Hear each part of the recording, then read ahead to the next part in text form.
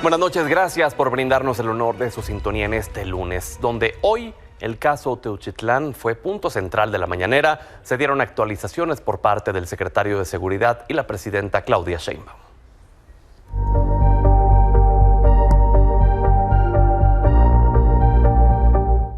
El pasado 20 de marzo fue detenido en la Ciudad de México José Gregorio N., alias El Lastra o Comandante Lastra, líder de la célula delictiva responsable del reclutamiento de personas para Cártel Jalisco Nueva Generación. Mediante las investigaciones, se pudo identificar su estructura criminal y principales líderes operativos. Tenía a su cargo el centro de adiestramiento ubicado en el Rancho Izaguirre, en el municipio de Teuchitlán, Jalisco.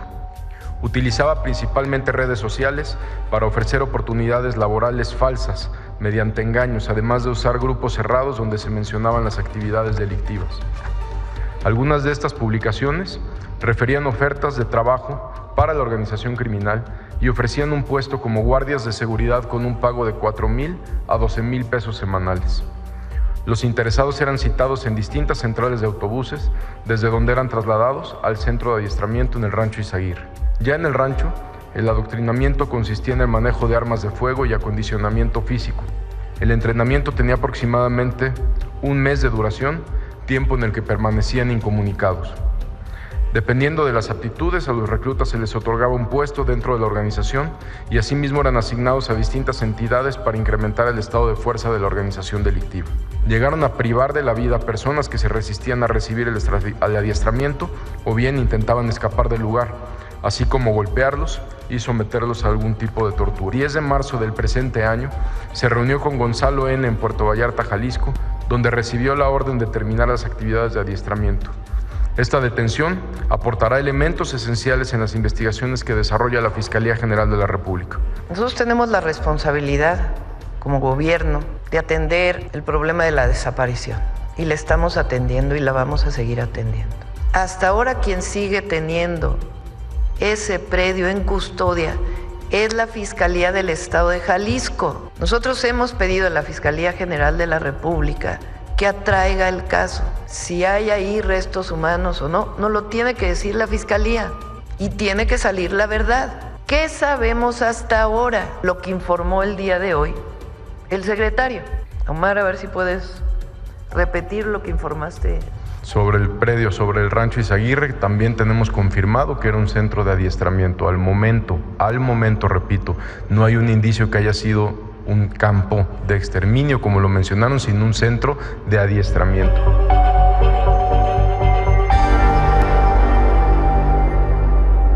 Y esta tarde un juez federal vinculó a proceso a José Gregorio N., alias El Lastra, presuntamente ligado a este caso Teuchitlán, por los delitos de posesión de arma de fuego de uso exclusivo, con la agravante por haber sido servidor público y contra la salud en la modalidad de comercio. Quedará interno en el penal del Altiplano. Se dio un plazo de 3 meses para las investigaciones complementarias. Con ello ya suman 4 las personas detenidas por este caso. 3 de ellos son José Antonio N., Gabriel N. y Rubén N., ex policías del municipio de Tala, en Jalisco, señalados por desaparición forzada. En torno al tema de las desapariciones, la consejera jurídica de Presidencia, Ernestina Godoy, presentó las 2 iniciativas de reforma que el Ejecutivo enviará al Congreso de la Unión para atender las desapariciones en el país. En ellas se establecen la creación de la Plataforma Única de Identidad, la incorporación de CURP como un mecanismo de identificación oficial con fotografía y también con huellas dactilares, sanciones a servidores públicos que no cumplan con la generación, actualización y entrega de información, la creación de la Base Nacional de Carpetas de Investigación, actualizar el Banco Nacional de Datos Forenses, fortalecer las capacidades de las fiscalías estatales, de incorporar a privados para compartir información en la búsqueda de personas, establecer el Sistema Nacional de Alerta, Búsqueda y Localización de Personas, incrementar penas por desaparición forzada y fortalecer la Comisión Nacional de Búsqueda.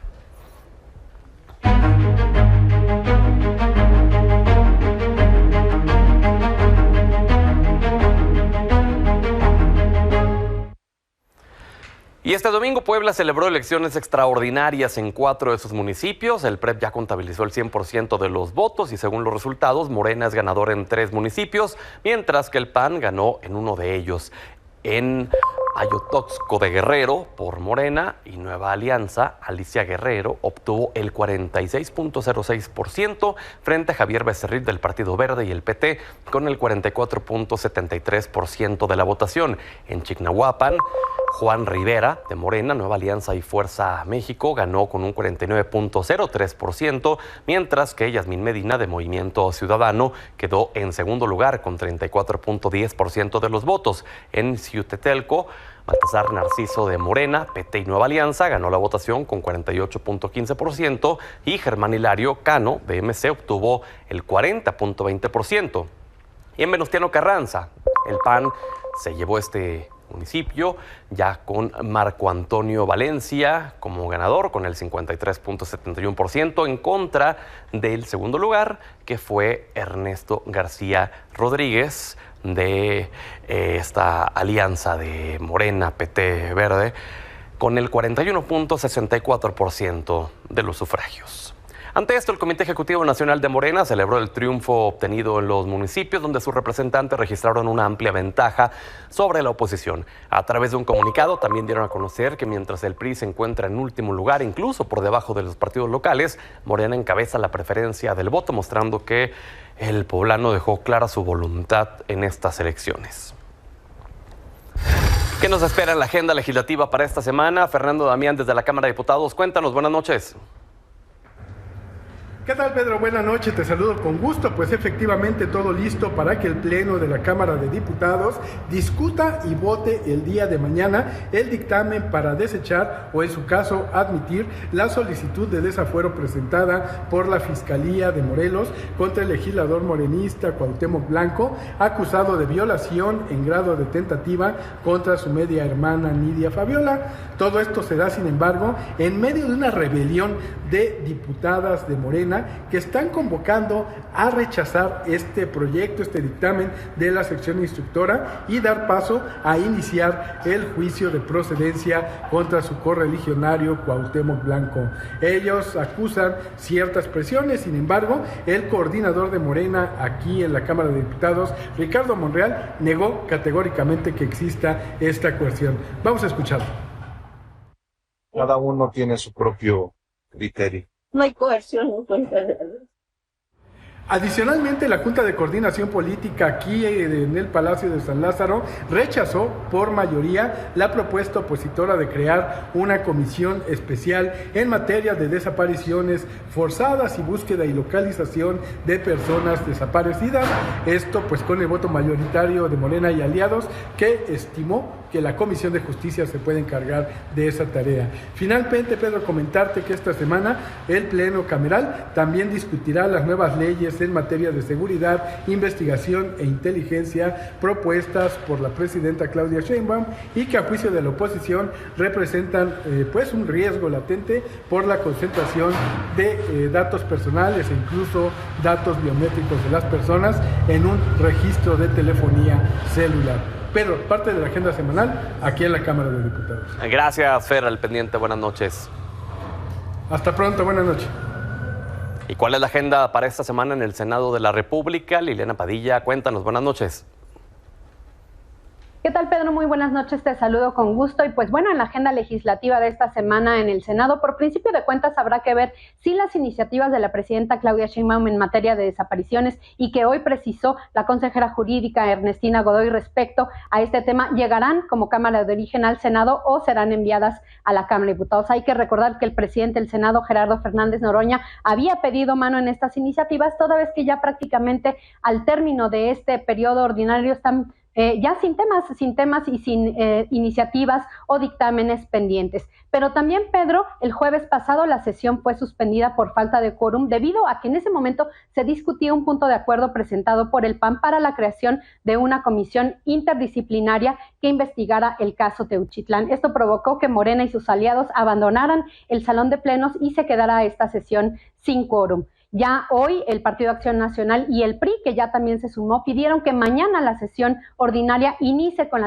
la discusión de este punto de acuerdo. Ya sabemos cuál será el resultado, toda vez que Morena y sus aliados tienen pues mayoría en la Cámara de Senadores. Sin embargo, pues el PAN y el PRI buscan que nuevamente se dé el debate en torno al caso Teuchitlán. También comentarte, Pedro, que hoy iniciaron una serie de entrevistas, 1020 entrevistas a candidatos a magistrados para el órgano jurisdiccional en al menos 30 estados de la República. De aquí al 3 de abril se van a llevar a cabo estas entrevistas para integrar estas magistraturas y así, bueno, pues prácticamente estamos ya al término de lo que es este periodo ordinario. Restan algunas sesiones y pues bueno, el ir y venir de señalamientos entre la oposición y Morena serán prácticamente lo que marque la agenda legislativa en la Cámara Alta. Esta es mi información esta noche, Pedro. Gracias, Liliana. Buenas noches. Por cierto, el presidente del Senado, Gerardo Fernández Noroña, defendió su reciente participación ante líderes parlamentarios europeos en Estrasburgo, Francia. En medio de la polémica, aceptó haber viajado en business class, pero que parte del costo del boleto lo cubrió con sus propios recursos, ya que el Senado le había dado lo equivalente a un vuelo de clase turista. Dijo que pese a las críticas, pues que su visita fue exitosa. Yo soy un profesional de la política, pero ante todo soy un hombre que ama a su pueblo y a su patria. Y todo mi actuar irá siempre en ese sentido. El viaje lo pagué con mi dinero. Recibí el equivalente al costo de turista y la diferencia la pagué de mi bolsillo. Mi visita a Europa fue muy exitosa. Mi participación en Estrasburgo fue destacada y hay un reconocimiento a nuestro pueblo, así es que lo representé con dignidad.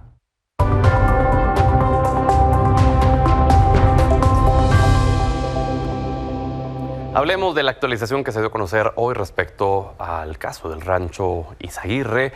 Está con nosotros Arturo Ávila, diputado federal de Morena y vocero de la bancada, Damián Cepeda, exdirigente nacional del PAN, y Braulio López, integrante de la Comisión Operativa de Movimiento Ciudadano. Buenas noches, caballeros. Buenas noches. Buenas noches, Pedro. Pero muy buenas noches a los compañeros. La información que dan a conocer el día de hoy en la mañanera a través del secretario de Seguridad, Omar García Harfuch, de la propia presidenta, es básicamente que esto no fue un campo de exterminio, que fue un campo de adiestramiento, de acuerdo a la información preliminar que reconocieron, está en proceso de investigación por la Fiscalía.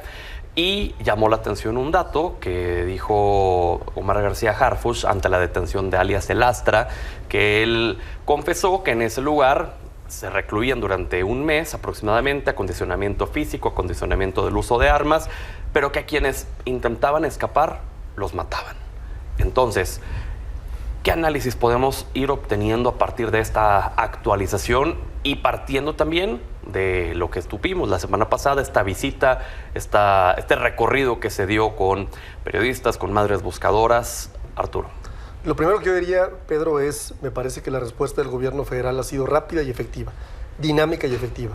Por un lado, la presidenta de México ha hecho y tomado acciones inmediatas para poder seguir adelante en esta situación que lastima tanto a las víctimas de una persona desaparecida. Acciones concretas que ya fueron anunciadas, que serán algunas materias de legislación, otras materias de decretos y otras materias de eficiencia en las estructuras gubernamentales para poder seguir fortaleciendo este tipo de acciones que nos permitan disminuir este terrible fenómeno que nos heredaron los gobiernos pasados.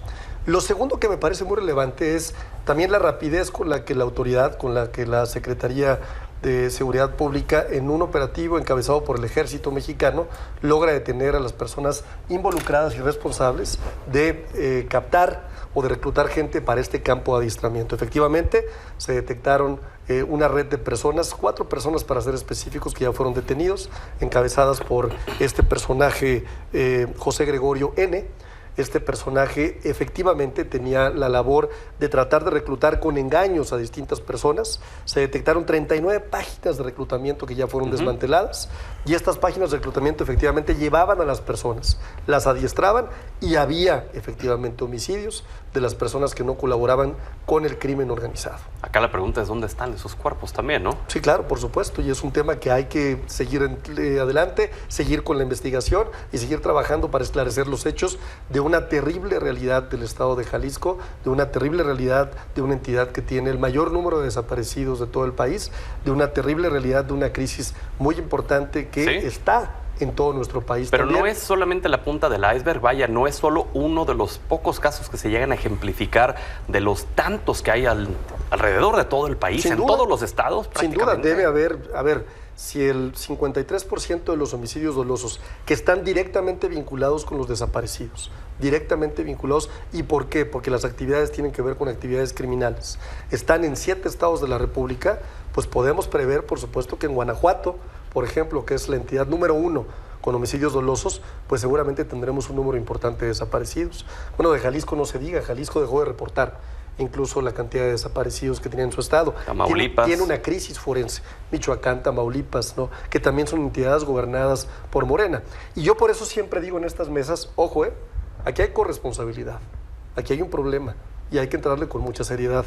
Cuidado con ponerle el tema político. Cuidado con politizar un tema que es de víctimas y que es de gente que tiene nombre, apellido y que queremos que aparezca con vida. Damián. Ahora me parece un tema muy grave, es un tema de horror. Creo que, pues, me alejo de la apreciación que ha tenido en estos días el gobierno de la República, enojado o molesto porque se hable del tema. A mí no me parece que hablar del tema sea politizarlo. Creo que si no se hubieran encontrado estos restos y este rancho de horror por parte de madres buscadoras, hoy no fuera tema. No hubieran detenido a nadie. Este lugar lo encontraron desde 2019 en un primer momento, luego en 2024, en septiembre, estaban enterados todos, municipio, estado y federación, y nadie hizo absolutamente nada, pues. Entonces, a mí sí me parece que visibilizar los temas, haciéndolo con responsabilidad, pero sí ayuda a que el gobierno se active y que no vuelva a pasar. Y eso es algo que no habíamos visto. No solo no lo habíamos visto, este tema sí no es un tema heredado. La mitad de todos los desaparecidos que existen en la historia del registro de México se han dado en el sexenio anterior de López Obrador. 53,000, es un dato público, pues. O sea, se molestan, pero es un dato oficial. Y en el sexenio de Claudia Sheinbaum, la tasa ha sido un crecimiento exponencial impresionante. O sea, el sexenio de la guerra contra el narcotráfico, dañina, violenta, equivocada y que fracasó, de Felipe Calderón, tal cual. Se tuvieron 17,000 desaparecidos en todo el sexenio y se tuvo un promedio de 7 diarios. Con Peña Nieto se tuvieron alrededor de 32,000 desaparecidos en todo el sexenio y un promedio diario de 15. Con López Obrador hubo un crecimiento exponencial a 25 como promedio diario, con un total de 53,000. Y hoy, de López Obrador a la fecha, se volvió a crecer de 25 al día a 41 al día. Entonces, no, o sea, es inexplicable estadísticamente, pues. Se dice, ay, no, es que antes no lo reportaban, el registro existe hace muchísimo tiempo. No, creo que pasaron dos cosas. Por un lado, una manipulación de la información, que está clarísimo, lo hicieron igual en la Ciudad de México, hombre, por favor, en donde decían, es que están disminuyendo los homicidios. Falso, estaban mandando a muertes violentas por causas sin determinar y traen un promedio de 30% aquí en la Ciudad de México cuando el promedio nacional era de 7%. Acá parece que este crecimiento también lo explica lo mismo. Pero dos, también un modus operandi del crimen, y eso sí es real, que ha venido evolucionando al parecer a lo largo del tiempo y que hoy parecieran conscientes de que les conviene más, tristemente, trágicamente, desaparecer a alguien que dejar que se contabilice el homicidio. Y esto está avalado con declaraciones. Hay un caso muy famoso, de hecho en el estado de Chihuahua, con los padres jesuitas, no sé si recuerdan, y el guía turístico. Hay ahí las declaraciones en donde decían los delincuentes, es que la instrucción es desaparecer a la gente. Bueno, me parece que ese fenómeno está pasando porque no se dan las mismas investigaciones. Hoy creo que este acto de terror, primero necesita solidaridad, necesita atender a las víctimas. Es hora que no reciben a las mamás buscadoras. Yo no entiendo por qué. Es el acto principal de solidaridad humana, por Dios, hombre. Y sí, pasar a resolver de fondo el conflicto. Pero el fondo del problema no se va a resolver con mejoras simplemente para encontrar gente que son muy buenas. Son muy buenas. Se va a resolver si acabamos con la violencia en el país y pacificamos México. Braulio. Bueno, primero, Pedro, en estos casos lo más prioritario es la verdad y la atención a las víctimas. Es entender qué pasó ahí, quiénes estuvieron ahí y atención a las víctimas que sufrieron esos actos atroces. Segundo, si es un deslinde de responsabilidades, saber quién hizo o quién no hizo lo que debía de hacer y digamos, marcar eso y llevarlos a la justicia, a quienes actuaron o no actuaron. Segundo, pues se advierte en estos actos de brutalidad siempre la corresponsabilidad de las autoridades y creo que hay que ser muy contundentes en casos como este. Otro punto importante es que no es un hecho aislado. Estos casos suceden en todo el territorio nacional. Hay un artículo de verdad que relata con muchísima crudeza un testimonios de Tlaxcala que salió en Nexos, perdón, en Tlaxcala, en Zacatecas, por Claudio Lobnitz, que se ha dedicado al estudio de esos casos, testimonios justo de estos centros de reclutamiento y cómo operan de una persona que estuvo ahí y logró escapar. De verdad es terrible lo que está sucediendo. Cuarto, hay una crisis humanitaria evidente. Y ante ello creo que la respuesta tiene que ser, y lo digo de verdad de una manera correcta actuado Pablo Lemus al decir colaboración total con el gobierno federal en lo que se requiera, con las fiscales. Entreguemos toda la información que tengamos, porque lo más importante es justo atender esto. Y también Pablo Lemus recibió justo a las madres buscadoras, porque sí, es el primer acto de solidaridad ante un detalle de la crueldad, un acontecimiento de la crueldad como lo percibimos. Y quinto, hay un tema de entender justo la impunidad en el país y por qué se está haciendo. Cuando se discutía la reforma al Poder Judicial, se hacía mucho hincapié en dos eslabones del sistema de justicia y de seguridad del país, que son las policías locales y las fiscalías. Y eso no se tomó en cuenta, al menos en el proceso de la reforma al Poder Judicial. Debiera tomarse en cuenta y debería empezar a implementarse, porque es ahí el eslabón más débil. Ahora, están todavía en curso las investigaciones, tanto de la Fiscalía General de la República como de la Fiscalía Estatal, pero a mí me parece, digamos, la pregunta del millón. Una vez que se llegue a la verdad que nos den, ¿podemos confiar en que verdaderamente es la verdad, Arturo? Pues es deseable, es deseable. Yo creo que tenemos una Fiscalía General de la República confiable, una Fiscalía General de la República que ha demostrado incluso que cuando opina distinto a otra fiscalía, aunque sea de nuestro propio gobierno, el color de nuestro partido, emite opiniones muy claras, ¿no? ¿Qué ha dicho hasta ahorita la Fiscalía General de la República? Hay una investigación que está corriendo. En esta investigación no hay evidencia, por ejemplo, de estos hornos de los que se hablaba en un principio. Hay zanjas, efectivamente, ¿no? Siguen todavía con la investigación de estos temas que son muy claros. No hay un claro indicio de que estos espacios hayan sido utilizados como campos de exterminio, que es la palabra que le encanta utilizar a la oposición, ¿no? Recordando algo que sucedió en la Segunda Guerra Mundial, que fue un fenómeno terrible. Y lo que sí sabemos hoy es que ojalá y la colaboración que está ofreciendo el gobernador Lemus lo hubiera ofrecido el gobernador Alfaro, porque Alfaro incluso dejó de reportar las desapariciones en su estado. Es decir, la Fiscalía dejó de reportarlas. Por eso las acciones del Ejecutivo me parecen muy importantes. Hoy estamos hablando de que la Comisión Nacional de Búsqueda va a pedir información de las fiscalías estatales, que se negaban a darla, ¿eh? Hay un personaje que me parece que es relevante tomarlo ahorita en consideración, Carla Quintana, que a veces lo menciona en los debates el propio Damián Cepeda, que fue parte de la Comisión Nacional de Búsqueda. Y una de las quejas que ella siempre llevó por delante era: no reportan las fiscalías estatales, no tenemos información correcta. En 2024, cuando Luisa María Alcalde fue secretaria de Gobernación, fue el primer ejercicio coordinado entre distintas instituciones que incluían al SATA, la Secretaría del Bienestar y a otras entidades muy importantes para buscar a distintos familiares. La sorpresa es que se encontraron a 31,000 personas que estaban desaparecidas. Otro tanto ya había fallecido, otro tanto había sido encontrado antes, es decir, los mecanismos de reporte no son eficientes. Por eso cuando Damián dice, estoy comparando peras, sí, no compara peras con peras, compara peras con manzanas. Hoy tenemos datos mucho más precisos. Y lo importante que hay que aclarar es que lo que tenemos que buscar es que a partir de esta política pública que estamos implementando, que incluye incluso sanciones que pueden superar los 2 millones de pesos para quien no reporte información, que esto es fundamental, ¿no? Puede haber delitos muy específicos, puede haber sanciones muy específicas y a partir de ahí tenemos que ver una disminución en la política, en la cifra de desaparecidos y una reacción evidentemente a la política pública. También antes de que le respondas, Arturo, te quiero hacer la misma pregunta. ¿Podemos confiar en la verdad que nos den? Mira, de entrada, si uno escucha realmente lo que dijo la Fiscalía General de la República, básicamente está diciendo que no va a poder llegar al fondo del asunto, porque alega que contaminaron la zona. No, pues sí, yo lo escuché de principio a fin, hombre, hay que ser objetivo.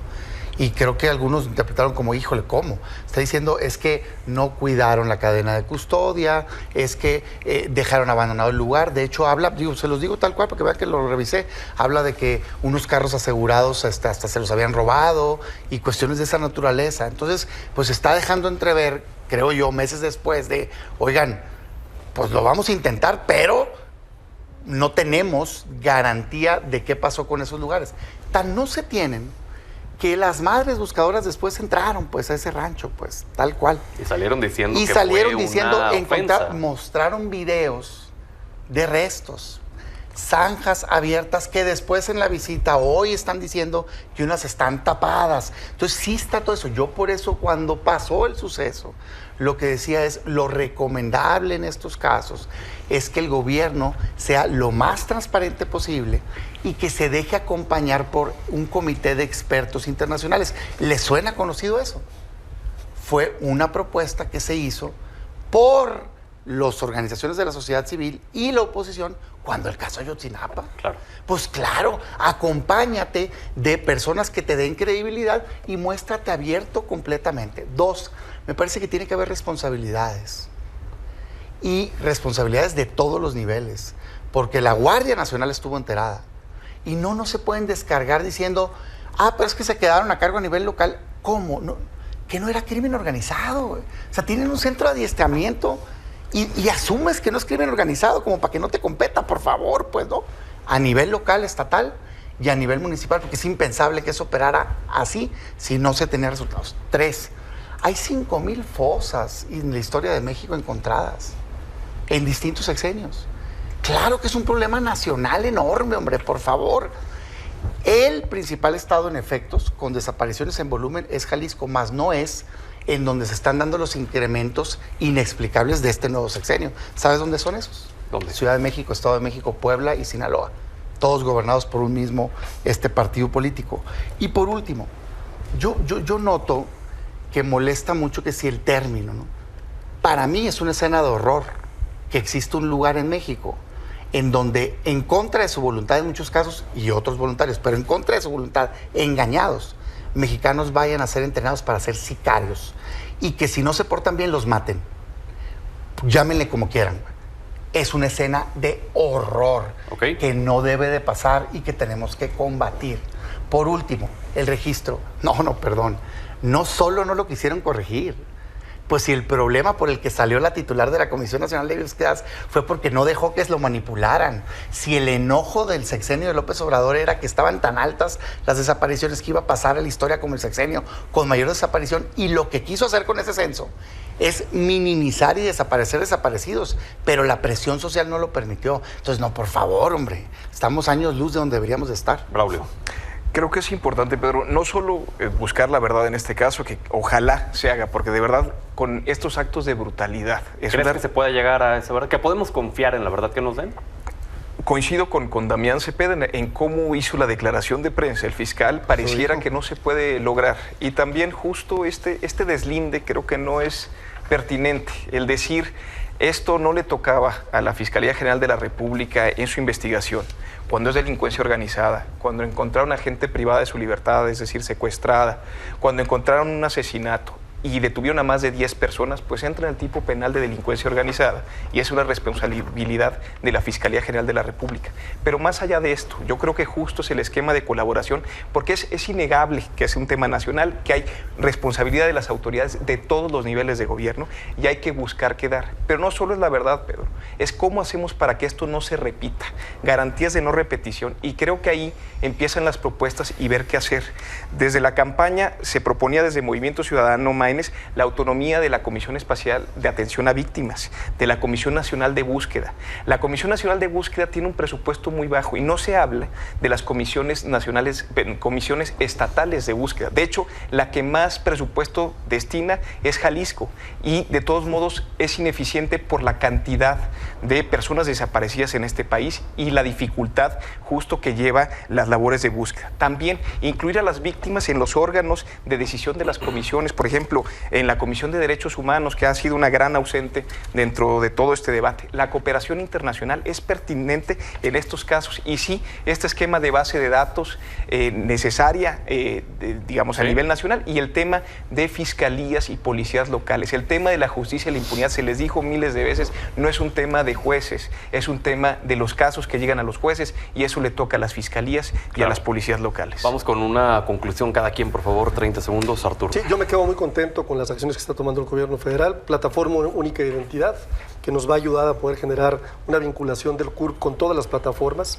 Va a vincular también la información privada de la particular, es decir, si tenemos una persona desaparecida, pero esta persona desaparecida está vinculada a una base de datos de un camión, de un avión o de un sistema de vacunación, por ejemplo, vamos a poder localizarla. La obligación de compartir datos. Esto es fundamental. Para que podamos empezar a lograr objetivos, las fiscalías tienen que empezar a compartir datos. La creación nacional de la Base Nacional de Carpetas de Investigación. Esto es fundamental. Si no hay una base nacional de datos de carpetas de investigación, no se puede tener una información de los presuntos o posibles responsables de la comisión de un delito. La obligación del Banco Nacional de Datos Forenses. Y esto me parece fundamental, una acción importantísima para poder colaborar. El fortalecimiento de la Comisión Nacional de Búsqueda. Él dice, no hay presupuesto, el decreto deja muy claro que no hay ninguna limitación presupuestal para que la Comisión Nacional de Búsqueda pueda hacer lo que tenga que hacer. Hoy no hay ninguna limitación. Sí, pero hay que reconocer que antes le bajaron el presupuesto. El tercer tema importante, la creación del Sistema Nacional de Alerta, búsqueda y localización de personas, para que tengamos bases de datos, alertas en tiempo real y que la búsqueda de las personas inicie antes de las 72 horas. Muy bien. Damián. La existencia de desaparecidos en México no es porque no están estas reformas que hoy se están poniendo en la mesa. Es por la violencia y por el crimen organizado. La mitad de los desaparecidos pasaron el sexenio de López Obrador y el actual de la historia de México. Es un problema gravísimo. Bienvenidas todas las reformas que quieran fortalecer lo que ya existe, pero la gran mayoría de lo anunciado por la presidenta ya existe en la ley vigente, nada más que no lo aplicaron. Es cierto. Y en efecto, por ejemplo, en materia presupuestal, pues nada más el año pasado le bajaron dinero. Oye, que el banco de datos ya debería existir, no lo han querido implementar.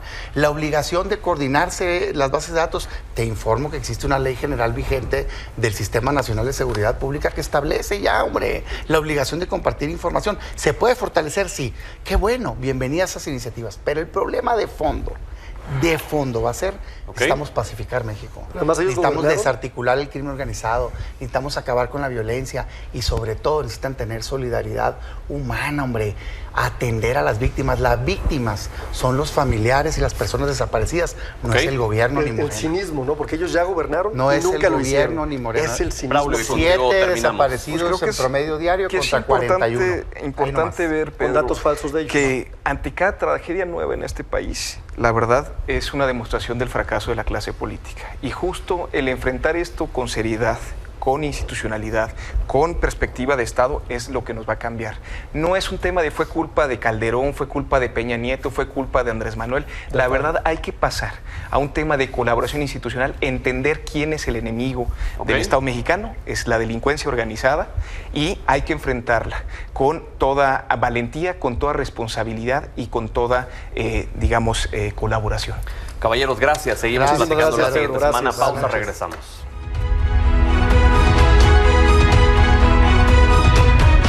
Y en un juego histórico, los Sultanes de Monterrey se enfrentan en este momento ante los Red Sox de Boston en el Estadio Móvil Super de Monterrey.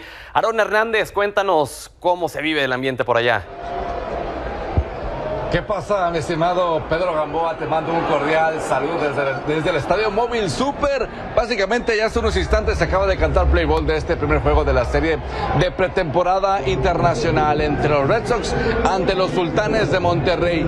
Una auténtica fiesta que se está viviendo en estos instantes por acá desde la Casa de los Fantasmas Grises. Es decir, tuvimos la oportunidad incluso antes de que comenzara este encuentro de dialogar con peloteros estelares por parte de las Medias Rojas de Boston, como fue el caso de Aroldis Chapman, Alex Bregman, que viene también de los Houston Astros, llega ahora para defender los colores de los Boston Red Sox, y justamente ya en esos instantes se está llevando a cabo este gran encuentro, este gran juego de pelota entre el equipo de Boston y el equipo de los Sultanes de Monterrey. Ya se encuentran ya tanto en la cuarta entrada de este encuentro, está ganando el equipo de Boston a los Sultanes de Monterrey, pero es que el equipo de Boston, Pedro, prácticamente con toda la carne al asador. Recordemos que ya este jueves ya comienza de manera oficial esta temporada 2025 de las Grandes Ligas. Es por eso que el manager de Red Sox manda a sus mejores hombres para este juego internacional ante los Sultanes de Monterrey, Pedro.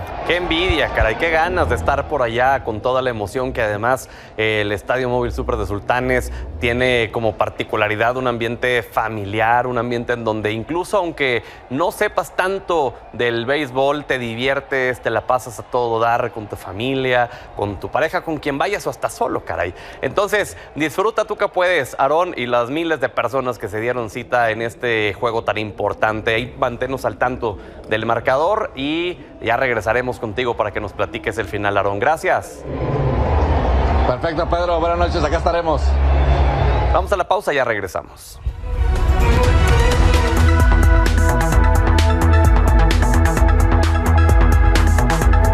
Salvador Frausto, el director de investigaciones especiales de Milenio, está con nosotros y yo estoy con la boca abierta de lo que me estás platicando antes de entrar al aire respecto a los bots colombianos que están utilizando con el tema del Rancho Izaguirre. Así es, Pedro, pues te traemos la exclusiva que vamos a publicar mañana en Milenio Diario y en Milenio Web.